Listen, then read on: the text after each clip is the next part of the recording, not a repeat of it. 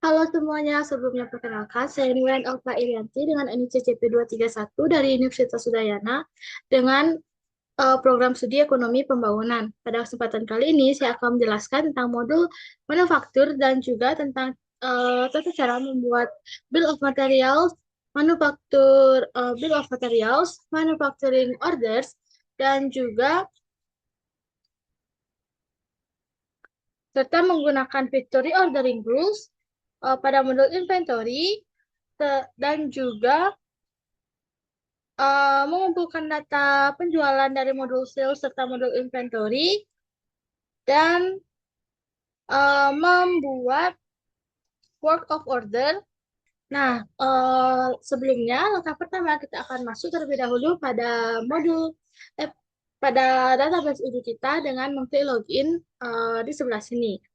Nah, pastikan bahwa kalian sudah mengetikkan email dan juga password dari database UDU kalian. Lalu klik login.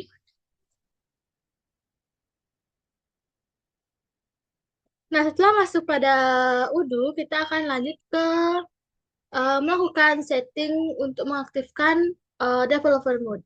Jadi kita pergi ke setting, lalu kita melakukan activate the developer mode.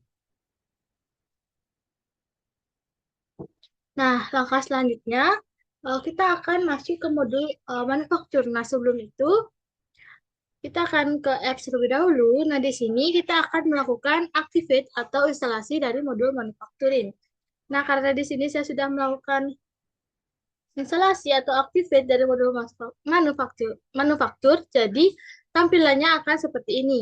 Nah, dapat dilihat kalau kalian misalnya belum melakukan activate atau instalasi pada modul manufaktur, kalian bisa melakukan activate terlebih dahulu.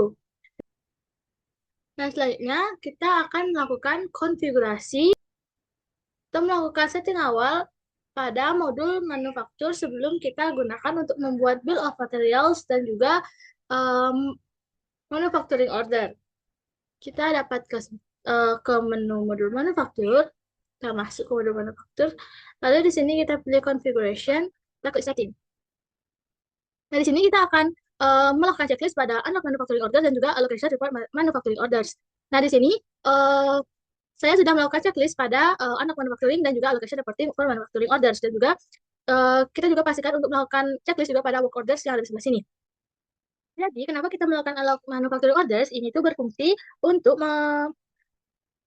nah, fitur ini itu berfungsi untuk memungkinkan sistem membuat dan juga mengelola pesanan manufaktur atau manufacturing order yang nanti akan kita buat.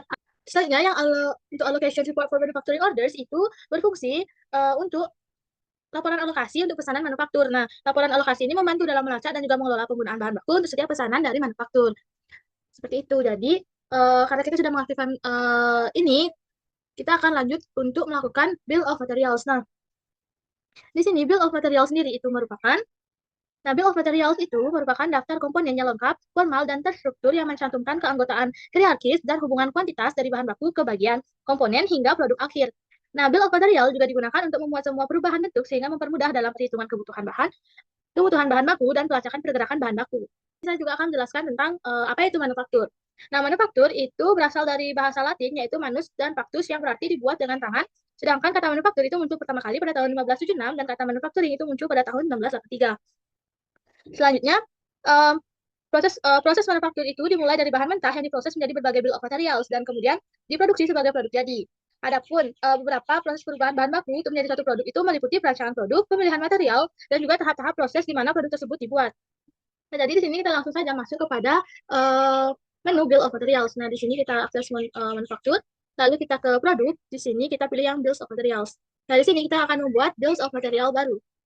Kita dapat klik new, lalu di sini kita akan masukkan produknya. Di sini kita akan membuat produk baru.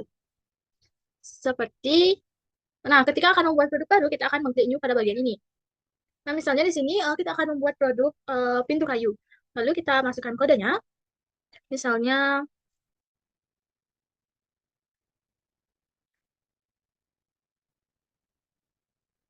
lalu di sini kita juga dapat menambahkan sales price ataupun customer taxes-nya. Di sini misalnya kita tambahkan sales price-nya untuk pintu kayu itu sebesar 250.000. Lalu di sini untuk tax price atau pajaknya itu dapat kita kosongkan atau dapat kita isi. Nah, di sini saya akan pilih untuk mengosongkan pajak atau customer taxes-nya. Lalu setelah itu kita dapat save and close. Nah, di sini selanjutnya kita akan membuat komponen atau bahan mentah dari bahan mentah yang akan digunakan untuk membuat pintu kayu tersebut. Nah di sini kita untuk membuat pintu kayu pasti kita akan membutuhkan kayu. Ini kita dapat add line per komponen. Lalu search more. Di sini kita cari kayu. Selanjutnya selain membutuhkan kayu, kita juga membutuhkan scrub untuk membuat pintu kayu. Sini kita dapat, nah ini dia. Selanjutnya kita tambahkan pelapis kayu untuk membuat pintu kayu. Di sini kita dapat search more. Lalu kita pilih pelapis kayu yang ini. Nah, di sini kita juga dapat membuat komponen atau bahan mentah secara manual. Sebelumnya untuk kayu dan juga pelapis kayu ini saya buat secara manual dengan cara misalnya di sini kita add line, lalu kita pilih search more. Nah, di sini kita klik new untuk membuat komponen secara manual. Nah, di sini kita dapat masukkan nama komponennya. Di sini kita dapat juga menambahkan sales price, customer taxes-nya, dan juga save and close. Jadi seperti itu. Selanjutnya nah untuk ini kita hapus saja. Nah, di sini untuk bond type-nya itu kita pilih yang manufacture this product. Lalu setelah semuanya selesai, kita dapat klik save untuk menyimpan produk ini. Nah, selanjutnya setelah selesai membuat bill of material, di sini kita dapat ke menu products, lalu ke products untuk melihat apakah bill of materials apakah produk yang tadi kita buat pada bill of materials itu sudah berhasil kita buat dan ada pada daftar produk. Nah di sini dapat kita lihat untuk pintu kayu yang telah kita buat tadi pada bill of material itu sudah ada pada daftar produk. Nah, di sini untuk price-nya itu ada pada 250.000 dan on hand-nya itu masih 0 unit. Nah, selanjutnya kita akan masuk ke menu manufacturing orders. Nah, menu manufacturing orders atau MO sendiri itu merupakan perintah produksi suatu produk jadi yang berisi beberapa jumlah produk mentah yang akan diproduksi menjadi produk jadi. Dari manufacturing order akan terbentuk work order yang terhubung dengan work center dan juga routing. Nah, dokumen dari manufacturing order ini mencakup. Nah, dokumen ini itu mencakup informasi penting seperti jenis produk yang akan diproduksi, jumlah yang dibutuhkan, dan juga waktu yang diperlukan untuk menyelesaikan produksi.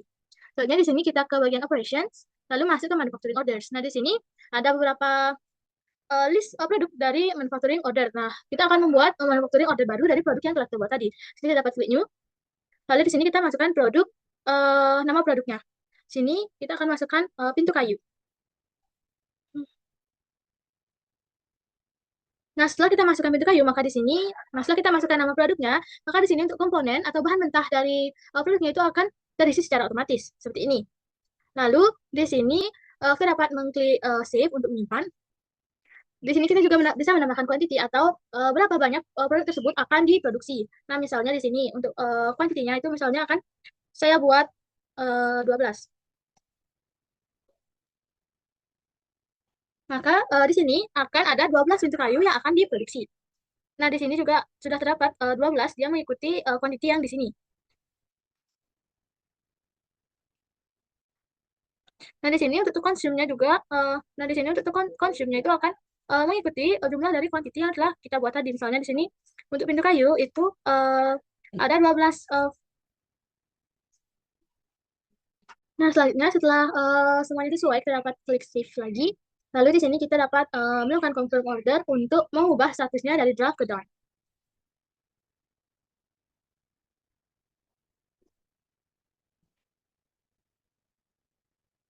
Kita dapat tunggu sebentar.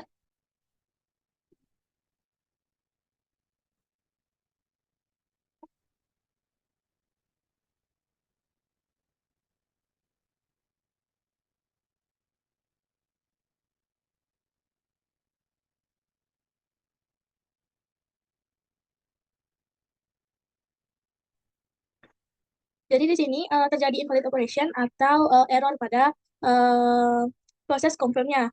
Nah, di sini saya sudah mencari tutorial ataupun cara, tapi belum menemukan bagaimana cara untuk mengembalikan, bagaimana cara untuk membuatnya tidak invalid atau error. Nah, di sini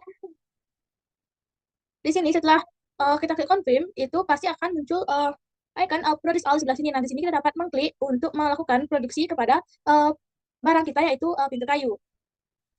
Nah, setelah proses pembuatan manufacturing ordernya tersebut selesai dilakukan, kita dapat melihat produk kita itu di bagian produk. Nah, di sini. Nah, selanjutnya di sini pada bagian produk kita akan melihat produk kita yang telah tadi dilakukan proses manufacturing order, apakah on hand-nya itu sudah bertambah atau belum. Nah, bisa kita lihat, nah di sini pintu kayu untuk on hand-nya itu masih 0 unit karena tadi kita tidak bisa melakukan confirm pada saat melakukan atau membuat manufacturing order. Nah, sedangkan di sini pada rak untuk produk rak itu saya sebelumnya sudah membuat produk rak yaitu sebelum membuat produk kayu. Jadi di sini untuk produk raknya itu saya berhasil melakukan confirm order dan juga melakukan produce all. Jadi di sini untuk on hand-nya itu ada 10 unit. Nah, di sini selanjutnya saya akan membuat manufacturing order by route MTO. Nah, untuk membuatnya itu kita akan masuk ke pada modul inventory. Nah, di sini kita akan ke configuration, lalu ke setting. Nah, lalu kita akan mencari bagian warehouse. Nah, pada bagian warehouse di sini kita dapat melakukan checklist pada multi step routes-nya. Selanjutnya di sini kita dapat kembali ke configuration lalu ke warehouse untuk membuat MTO-nya. Lalu di sini kita akan klik your company. Nah, di sini adalah form dari warehouse your company. Lalu di sini uh, kita akan klik route untuk membuat MTO-nya. Lalu di sini sudah ada beberapa rute. Kita akan membuat rute baru di sini. Nah, untuk nama rutenya itu dapat kita buat.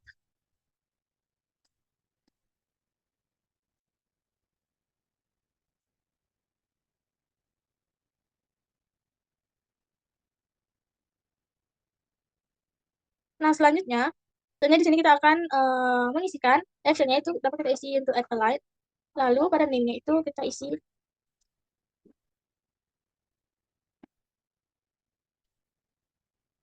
Selanjutnya untuk actionnya di sini kita pilih yang push to. Operation tab-nya itu kita pilih yang your company internal transfer. Nah, di sini untuk location-nya itu, dan destination location itu sudah otomatis terisi yaitu warehouse stock.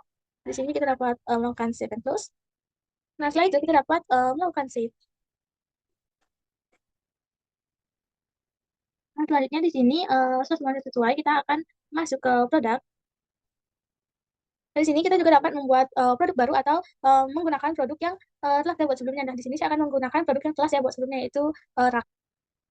Nah, selanjutnya, setelah masuk pada bagian produk, nah di sini, ketika kalian akan membuat produk baru, itu tampilnya sama. Di sini kalian bisa mengetikkan produk name-nya, lalu pergi ke bagian inventory. Nah, di sini untuk bagian rutenya itu pilih yang make to order. Setelah itu, kita bisa klik save itu make to order atau MTO. Selanjutnya kita akan melakukan testing kepada route-nya yaitu dengan menggunakan modul purchase. Nah, di sini kita akan ke modul purchase. Lalu kita akan membuat request for quotation. Kita akan membuat request for quotation dari produk yang sebelumnya itu kita dapat klik new. Lalu di sini kita pilih saja nama vendornya, misalnya Audrey Peterson. Nah, di sini kita dapat memasukkan atau melakukan add produk yang produk yang sebelumnya. Itu misalnya di sini produk yaitu rak. Di sini kita dapat mengisikan jumlah kuantiti yang akan dipesan, misalnya di sini kuantitinya 3. Lalu untuk unit price-nya itu dapat kita isikan misalnya 100 ribu. Nah, setelah nah pajaknya itu juga kita dapat sesuaikan, dapat kita isi dan juga tidak. Nah, di sini saya akan memilih untuk mengosongkan pajaknya. Lalu setelah semuanya sesuai, kita klik save, lalu send by email.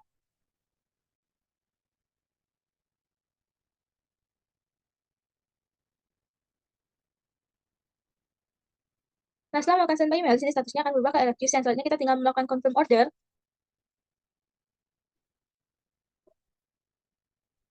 Nah, di sini juga terjadi error pada saat melakukan confirm order. Saya juga belum menemukan bagaimana cara untuk mengatasinya. Sehingga saya belum bisa melanjutkan pembuatan, tidak bisa melanjutkannya ke tahap selanjutnya akan. Tetapi di sini setelah kalian mengklik confirm order, itu akan muncul jadi di sini itu akan ada receive products. Nah, dapat kita klik untuk melakukan validate terhadap produk yang akan uh, untuk melakukan validate terhadap produk kita. Lalu misalnya di sini setelah ada uh, validate setelah melakukan confirm order dan juga melakukan receive by product, di sini akan terdapat validate. Nah, sebelum kita mengklik validate, itu uh, kita akan masuk ke modul inventory. Nah, jadi setelah kita masuk pada modul inventory, di sini pada internal transfer itu seharusnya sudah ada satu produk waiting, yaitu produk yang kita buat sebelumnya pada purchase order. Nah, tapi karena di sini saya itu tidak bisa melakukan confirm order atau udunya itu sedang error, jadi saya tidak bisa melakukan tahap selanjutnya yaitu melakukan validate. Nah, setelah melakukan validate di sini itu uh, akan terdapat produk dengan status menjadi late. Nah, itu di sini dapat kita klik pada internal transfer. Lalu untuk produknya, nah di sini untuk internal transfernya itu tidak terdapat produk karena seperti yang telah saya bilang tadi, saya tidak bisa melanjutkan ke tahap internal transfer karena purchase ordernya itu tidak dapat melakukan confirm atau masih error. Nah, akan tetapi Langkah selanjutnya itu, misalnya kalian sudah dapat melakukan confirm pada purchase order atau melakukan validate, di sini akan terdapat produk. Nah, di sini setelah kita masuk kepada produk yang dari purchase order tadi, itu tampilannya akan ada validate pada sebelah kirinya, yaitu kita bisa klik untuk melakukan validasi. Selanjutnya, setelah itu kita akan dapat melihat perpindahan dari produk yang telah kita buat tadi pada purchase dari gudang, misalnya perpindahan produknya itu dari gudang ke customer atau ke proses produksi itu dengan mengklik move histories. Nah, di sini. Nah, di sini dapat kita lihat untuk produk kita yang tadi sebelumnya itu ada rak, itu kita dapat melihat perpindahannya itu dari virtual location atau production ke warehouse, warehouse atau stock. Nah, di sini seharusnya itu ada perpindahan dari rak juga dari warehouse stock kepada partners atau customers jika kita berhasil melakukan confirm order atau validate pada purchase order. Nah, kan, tapi karena di sini kita tidak bisa melakukan confirm order dan juga validate, maka di sini untuk perpindahan produk dari warehouse stock kepada pembeli atau customer itu tidak ada. Jadi seperti itu. Setelah proses konfigurasi atau setelah proses setting dari MTO pada inventory, selanjutnya kita akan masuk kepada modul manufacturing untuk membuat manufacturing order baru. Sebelum kita membuat manufacturing order, kita akan membuat produk baru terlebih dahulu. Di sini kita akan membuat produk baru dengan klik produk lalu ke new. Di sini namanya itu misalnya di sini untuk kodenya itu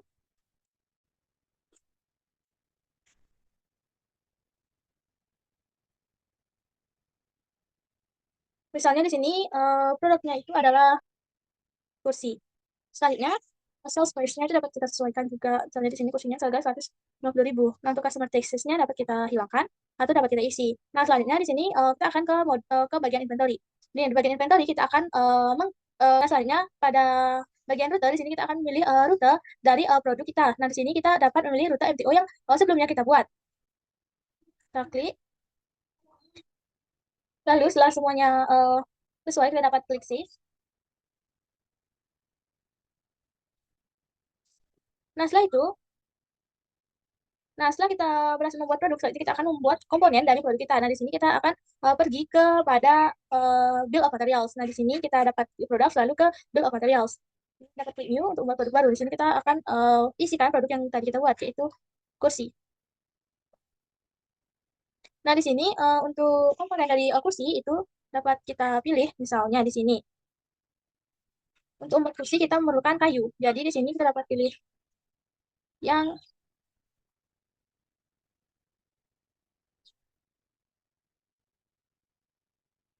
kita pilih yang wood panel. Lalu kita juga memerlukan skill untuk membuat kursi. Nah, di sini untuk manufacturingnya kita pilih yang manufacture this product. Lalu kita klik save untuk menyimpan. Nah, setelah itu kita akan ke manufacturing order untuk membuat manufacturing order dari produk kita ini. Nah, di sini kita akan klik new. Lalu kita masukkan nama produknya yaitu kursi. Nah, di sini untuk produk kursi itu komponennya sudah terisi secara otomatis pada bagian komponen. Selanjutnya di sini kita juga dapat menambahkan quantity. Misalnya untuk kursi itu kuantitinya ada sebesar 12 yang akan diproduksi. Nah, di sini kita dapat klik save. Lalu akan muncul MO reference-nya. Lalu di sini kita akan klik confirm di sebelah sini. Nah, sama seperti tadi, di sini untuk melakukan confirm pada manufacturing itu tidak bisa atau masih invalid operation. Jadi, di sini kita dapat klik close. Lalu, setelah melakukan, misalnya setelah melakukan confirm dan berhasil, itu akan muncul di sebelah sini itu menu mark as done. Nah, kita itu bisa klik menu mark as done untuk mengubah statusnya itu ke done atau jadi. Yang seperti itu merupakan langkah-langkah dari membuat manufacturing order by Roots MTO. Nah, jadi di sini pada modul inventory kita akan melakukan reordering rules pada produk yang telah kita buat sebelumnya. Nah, di sini kita dapat ke reordering rules. Nah, di sini reordering rules sendiri itu merupakan fitur yang membantu mengotomatisasi pengelolaan stok dengan memastikan bahwa produk selalu tersedia dalam jumlah yang cukup untuk memenuhi permintaan. Nah, di sini kita dapat menambahkan new dan menambahkan produk yang telah kita buat tadi. Misalnya di sini saya akan menambahkan produk yang telah saya buat sebelumnya, yaitu rak. Nah, di sini dapat kita lihat untuk produknya, untuk location-nya itu itu ada di warehouse stock. Nah, untuk on-hand-nya sendiri, itu ada pada 10 unit. Nah, di sini juga ada forecast dan juga ada route-nya. Nah, selanjutnya kita dapat menambahkan minimal dan juga maksimal quantity dari produk kita, yaitu di sini untuk minimal quantity itu merupakan jumlah stok minimum yang harus tersedia di gudang sebelum sistem memicu tindakan pengisian ulang. Jadi di sini kita sudah tambahkan untuk minimal quantity-nya itu sebesar 5. Nah, minimal quantity ini itu berfungsi untuk menghindari kehabisan stok atau stock out. Dengan mengatur jumlah minimum, kita itu bisa memastikan bahwa selalu ada stok yang cukup untuk memenuhi permintaan sehingga operasi bisnis kita itu tidak terganggu. Nah, sebagai contoh, jika minimal quantity untuk produk kita yaitu akan ditetapkan 5, maka saat stok gudang itu turun di bawah 5, maka sistem akan otomatis membuat pesanan pembelian ataupun produksi. Selanjutnya, itu ada maksimal quantity. Nah, untuk maksimal quantity, di sini akan saya isi sebesar, misalnya 15. Nah, jadi di sini maksimal quantity itu merupakan jumlah stok maksimum yang ingin kita simpan di gudang saat sistem pemesanan barang, karena stok itu mencapai batas minimum jumlah barang yang dipesan akan disesuaikan agar stok gudang tidak melebihi batas maksimum.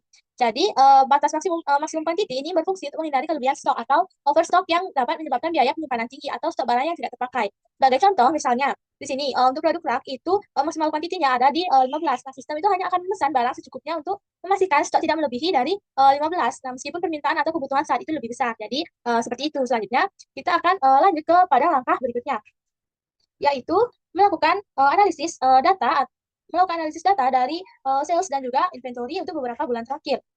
Nah, di sini selanjutnya kita akan masuk pada modul sales.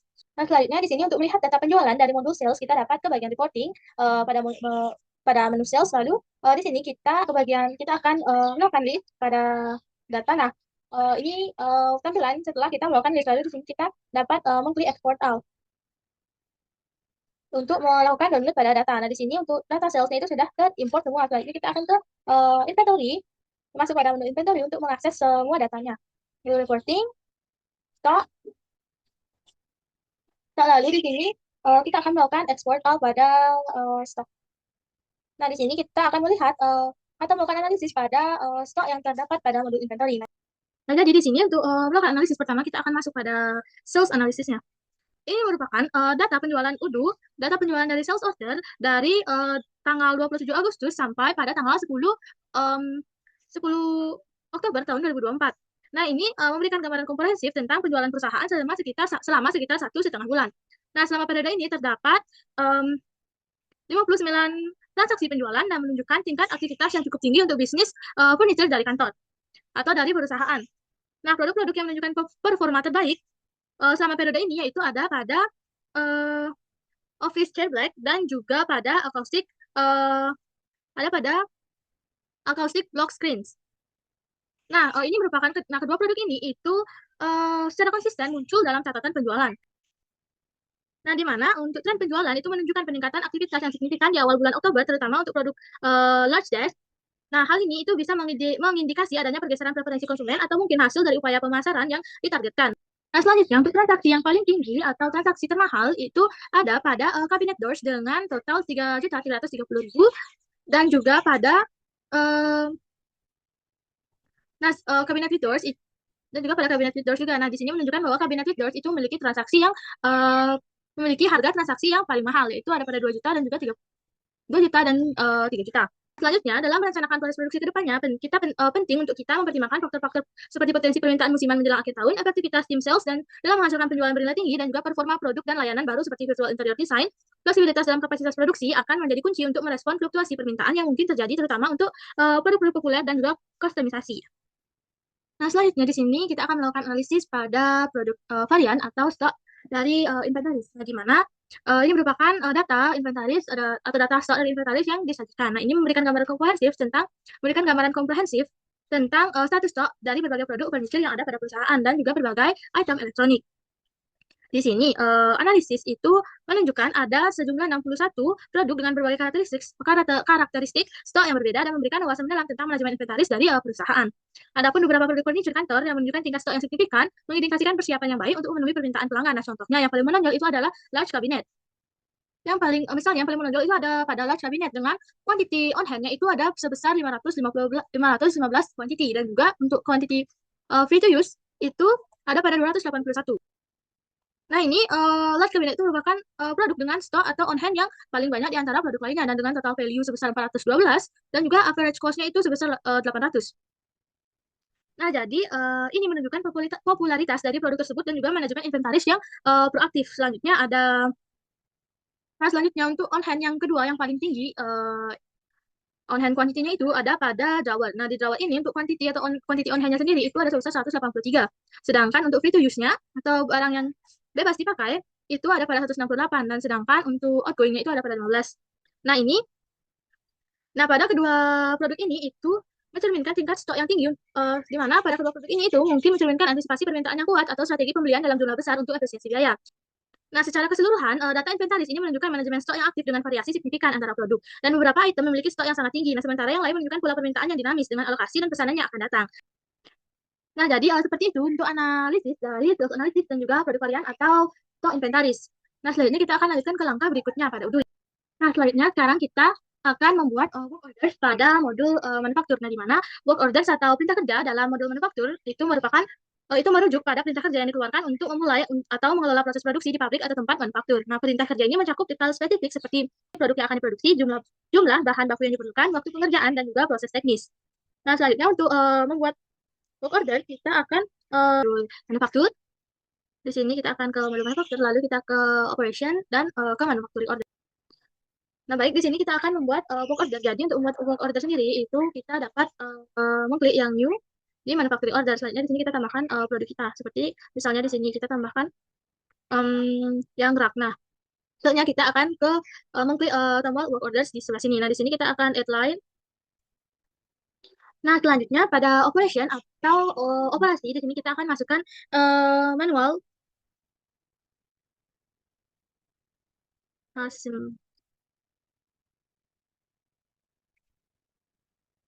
Nah, di mana manual assembly ini merupakan perakitan secara manual atau proses perakitan dari barang atau produk kita yaitu rak secara manual. Jadi di sini work center kita pilih yang assembly line 1. Nah, di sini produk. Nah, di sini kuantitinya itu misalnya kita jadi di sini kita akan isi duration, expected duration atau durasi produksi dari barang atau produk kita. Misalnya di sini durasi produksi untuk membuat rak itu selama 120 menit.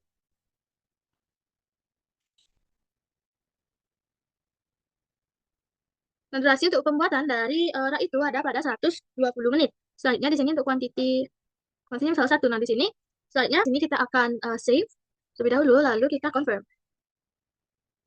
Nah, di sini juga terjadi error pada saat melakukan confirm untuk melihat real durasi dari pengerjaan produk rak produk kita yaitu rak. Nah, di sini kita dapat close saja. Nah, karena saya belum menemukan cara untuk mengatasi errornya, di sini saya akan close. Nah, di sini akan tetapi saya akan menjelaskan langkah-langkahnya di sini. Setelah kita melakukan confirm, maka di sebelah dari real duration itu ada status. Nah, di mana status ini itu ada 3 opsi. Yang di mana pertama itu ada waiting, ada status waiting dan juga start serta block. Nah, di sini itu di sebelah sini juga akan ada komponen status yaitu komponen status not available. Nah, ini menunjukkan ketika status atau kita belum mengklik start pada status yang nantinya ada di sebelah sini. Nah, warna start itu akan berwarna hijau. Selanjutnya setelah kita klik start, maka di sini statusnya itu dari not available itu akan berubah ke available. Nah, jika kita sedang melakukan start, dari sini sudah statusnya berubah menjadi available, maka di sini akan ada tambahan kolom, yaitu ada pause dan juga statusnya menjadi in progress atau dalam pengerjaan. Serta di real duration-nya itu akan terdapat durasi pengerjaan dari produk. Misalnya di sini expected duration-nya itu kan ada 120 menit, maka di sini dia akan menghitung dari 0 sampai ke berapa menit produknya itu selesai diproduksi. Nah, selanjutnya setelah misalnya produknya itu selesai diproduksi, kita dapat mengklik done pada menu status di sebelah sini. Nah, sedikit informasi untuk startnya itu setelah diklik itu akan berubah menjadi done. Jadi setelah kita menyelesaikan produksinya, kita akan mengklik done yang ada pada sebelah sini. Nah, pada status atau in progress yang ada di sebelah sini nantinya itu akan kita dapat melacak status pengerjaan dari pada produk kita. Nah, selanjutnya setelah kita mengklik down-nya di sebelah sini, maka statusnya itu dari in progress akan menjadi finish. Nah, di sini di tombol confirm itu akan ada menu produce all. Nah, di sini kita bisa klik produce all, lalu di sini statusnya itu akan berubah menjadi finish.